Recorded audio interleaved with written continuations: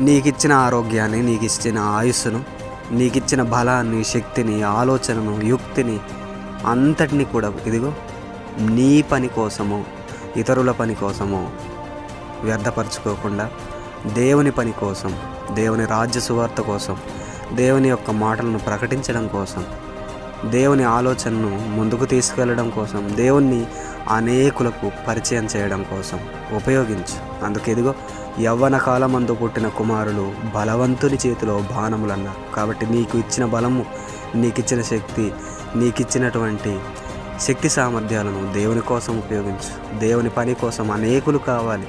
కోత అయితే విస్తారంగా ఉంది కానీ ఇదిగో పనివారు కొద్దివారిగా ఉన్నారని దేవుడు మాట్లాడుతుంది. కాబట్టి ఈ యవ్వన కాలం నుండి దేవుని కోసం శ్రమపడుతూ నీ జీవితాన్ని ముగించు.